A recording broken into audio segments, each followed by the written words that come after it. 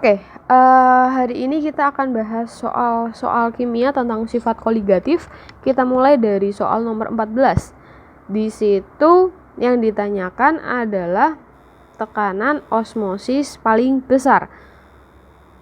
Rumus osmosis itu adalah MRT. Kalau dia elektrolit tinggal tambahin dikalikan I.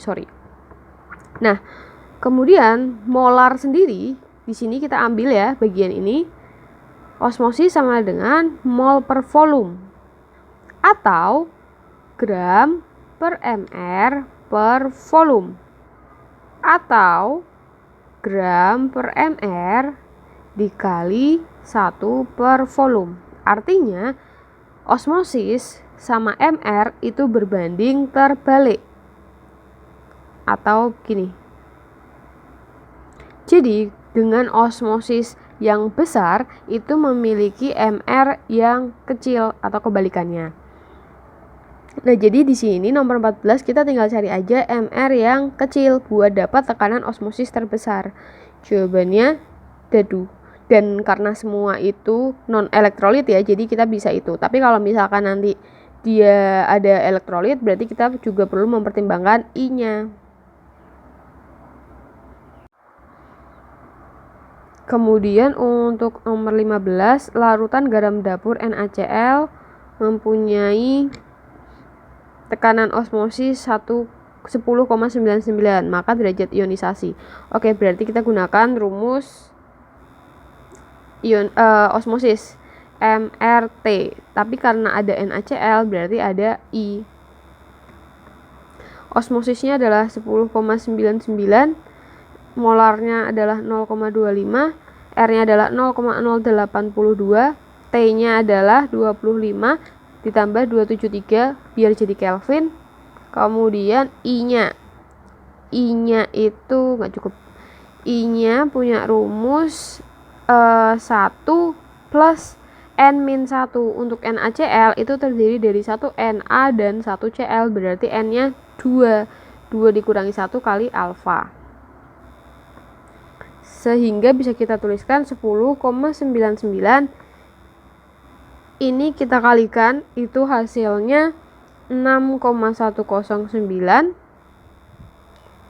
sama dengan 1 kita tulis N-2 min 1 itu 1 ya, berarti 1 dikali derajat ionisasi hasilnya derajat atau alfa, maka hasilnya 1,798 dikurangi 1 sama dengan alfa. Ini 2 ini hasilnya ini, kemudian ini pindah ruas ke kiri berarti jadi minus sama dengan alfa, maka alfanya adalah 0,798 sama dengan alfa. Nah, di sini kan nggak perlu khawatir karena itu karena komanya aja. Jadi karena dia koma hasilnya tidak pas bulat seperti itu. Jadi kalau misalkan seperti ini berarti alfanya sama dengan 0,8.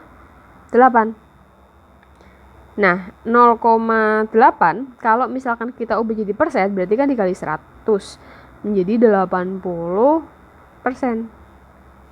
Jawabannya C. Untuk nomor 16, sebanyak 6 gram urea dilarutkan di dalam air sampai volume 1 liter akan isotonik. Oke, definisi isotonik dulu. Isotonik artinya osmosis 1 itu akan sama dengan osmosis 2. Selain isotonik itu ada hipertonik ataupun hipotonik. Nah, karena yang ditanyakan adalah isotonik, berarti osmosis urea itu harus sama dengan osmosis di antara senyawa ini. Kemudian osmosis itu rumusnya adalah MRT. Nah, di sini kan diketahui gram, di sini ada 1 liter, ada mr, berarti nanti yang berpengaruh itu adalah molaritasnya. Molaritas itu punya rumus gram per mr per V. Ureanya itu adalah 6 gram, mr-nya 60 per volumenya 1 liter. Berarti molaritasnya itu 0,1 molar.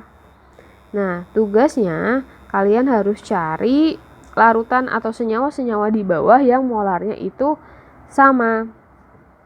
Contoh nih yang A, berarti kan 90 per 180 dibagi 1. Hasilnya 0,5, ya enggak? 90 berarti kan dicoret jadi 1 per 2, 0,5. Kalau yang ini 342 gram dibagi mr per 1, hasilnya 1. Nggak sama ya. Atau ini juga sama nih, 180 dibagi 180 per 1 juga, berarti sama. Ini juga sama, berarti salah. Nah, yang E 5,5 dibagi 55 per 1. Atau bisa kita sederhanakan 55 per 550. 1 per 10, hasilnya adalah 0,1. Nah, ini sama dengan konsentrasi dari urea, jadi jawabannya E. Nomor 17, jika 10 gram dari masing-masing sel di bawah ini dilarutkan di dalam 1 kilo air, titik beku yang paling rendah. Oke, kita bedah dulu rumus titik beku. Titik beku kan TF ya, TF sama dengan TF0 min delta TF. Karena dianya air, berarti TF0 nya itu 0 derajat dan delta TF.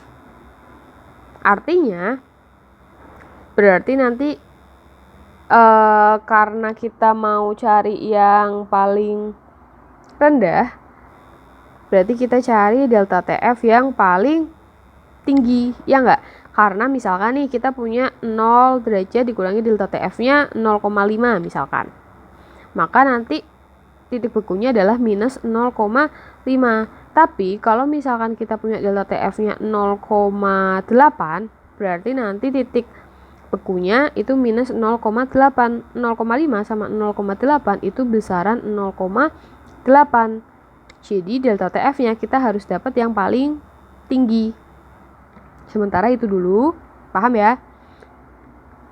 Selanjutnya kita bedah nih. Rumus delta TF itu adalah konsentrasi atau molal dikali KF. Karena semuanya non elektrolit, berarti cukup seperti ini. Nah, molal itu adalah gram terlarut dibagi mr dikali 1000 per gram pelarut. Artinya apa? Artinya delta TF itu berbanding terbalik dengan si mr. Jadi kita cari biar titik bekunya paling gede itu sama dengan paling rendah ya. Kita cari mr yang kecil. Maka contoh, ini tak contohin aja. C2 berarti 2 kali 12 ditambah 5 dikali 1 ditambah 16 ditambah 1 lagi ya.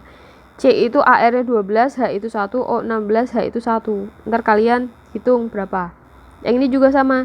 Berarti 3 dikali 12 ditambah 8 dikali 1 ditambah 3 dikali 16. Nanti hasilnya berapa? Cari MR yang paling kecil. Karena biar dapat delta TF yang paling besar atau yang paling rendah. Untuk soal nomor 18 berarti Pi sama dengan MRT karena diketahui tekanan osmosisnya menjadi 2,75. Kita jadiin ATM ya karena satuannya harus ATM.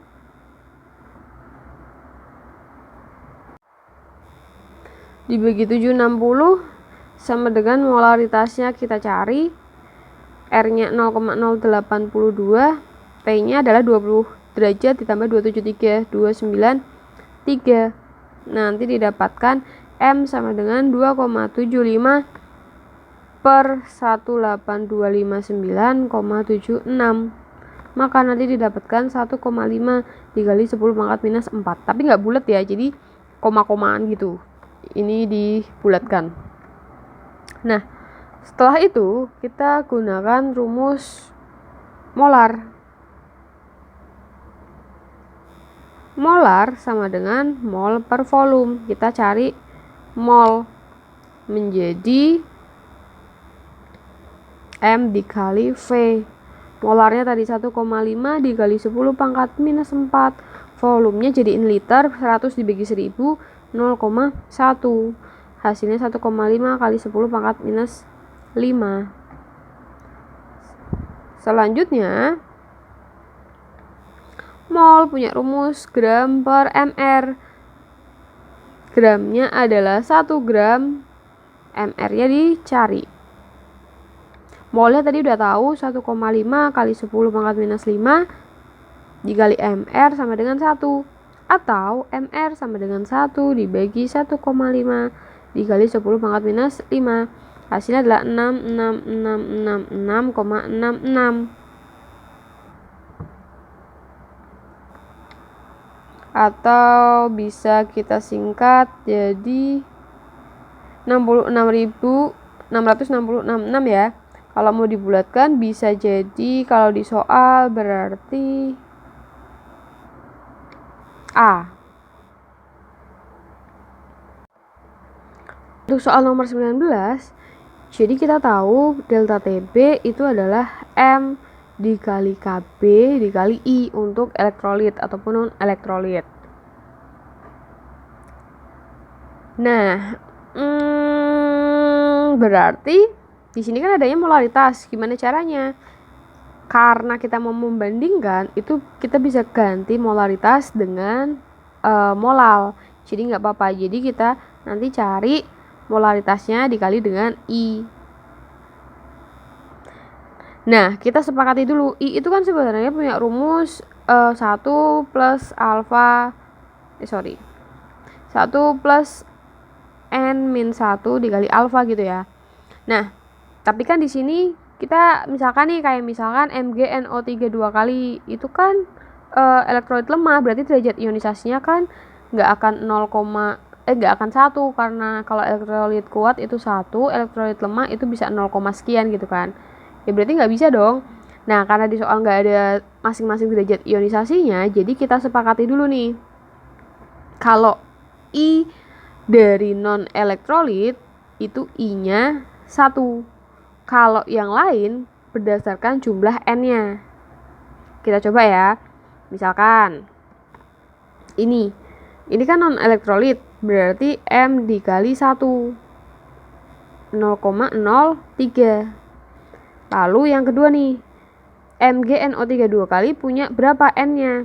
NO3-nya kan ada 2, Mg-nya ada 1, berarti N-nya 3. Berarti 0,02 dikali 3, 0,06.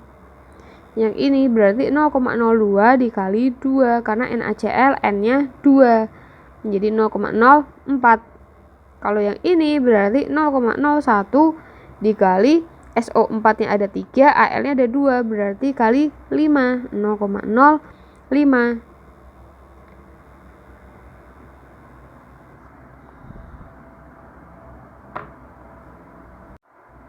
Yang ini juga sama. SO4-nya ada 2, K-nya ada 1, 3, Al-nya ada 1, 4, berarti 0,03 dikali 4. Nah, berarti yang paling rendah itu tetap yang ini atau yang non elektrolit karena nggak ada faktor I-nya. Jadi jawabannya A.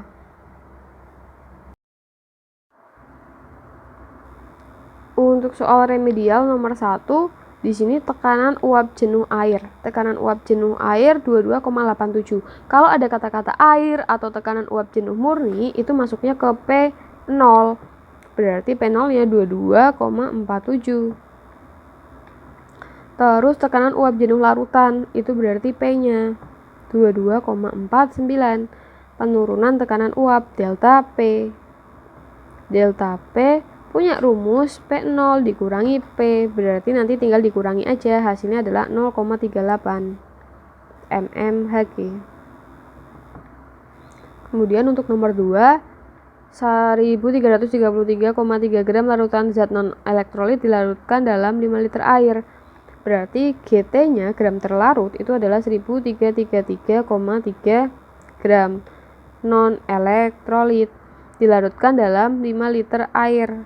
Volumenya 5 liter. Nah, sebelum itu kita tahu bahwa 1 liter itu adalah 1000 gram. Berarti gram pelarutnya nanti 5 dikali 1000. Berarti 5000 gram. Kemudian kenaikan titik didih berarti delta TB 0,4. KB-nya 0,513. Yang ditanyakan adalah MR.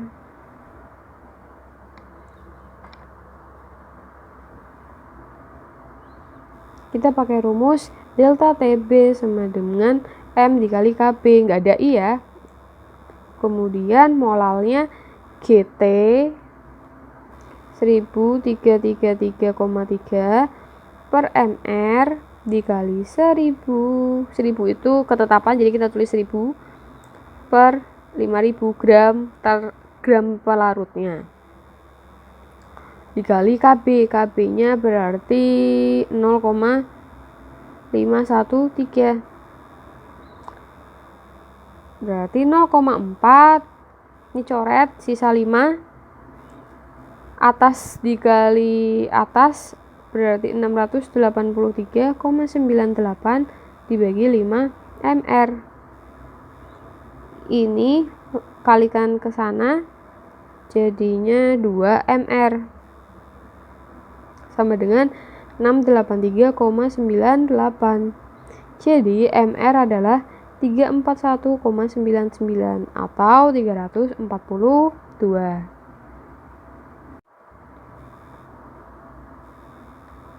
Untuk nomor 3, jadi ada karbon, ada hidrogen, ada sisanya adalah oksigen.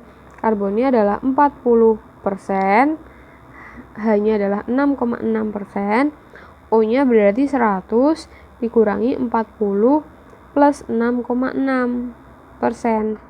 Jadi nanti dapat 46,6 sama 53,4. Terus kalian bagi dengan AR masing-masing. C itu AR-nya 12, H itu 1, O-nya adalah 16.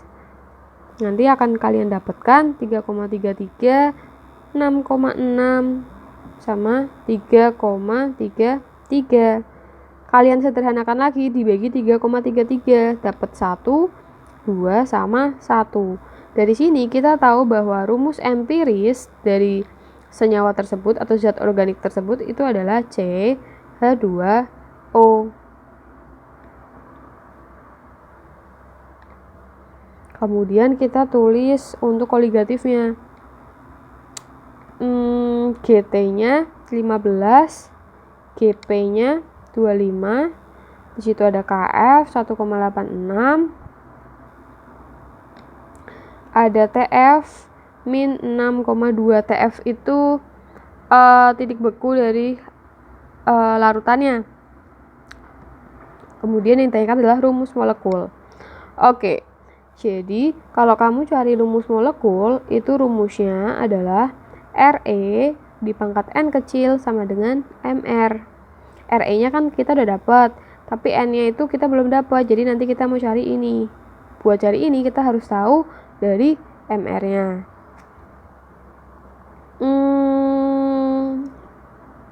MR-nya itu nggak bisa ini dihitung langsung, itu nggak bisa karena ini kan baru rumus empiris.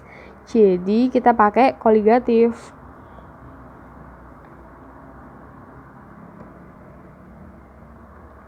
Menjadi TF sama dengan TF0 min delta TF. Berarti min 6,2 sama dengan 0 min delta TF. Minnya kita bisa coret ya, berarti 6,2 sama dengan delta TF. Delta TF punya persamaan M dikali KF. Molal punya persamaan gram terlarut per MR dikali 1000 per gram pelarut dikali KF.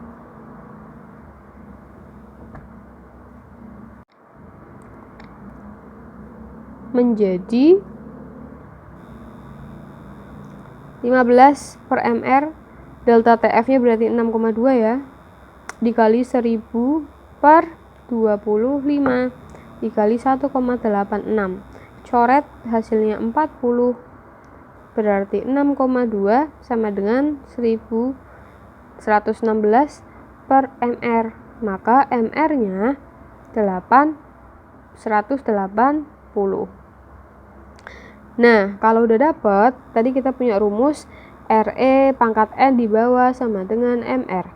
Re-nya adalah CH2O, N-nya adalah N, mr-nya adalah 180.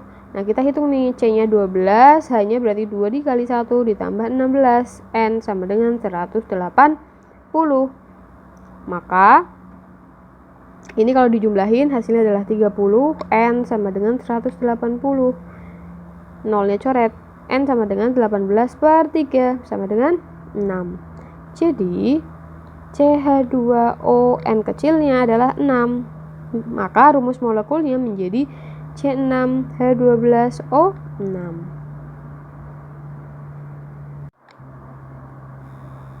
Nomor 4 yang ditanyakan adalah tekanan osmosis dari sukrosa.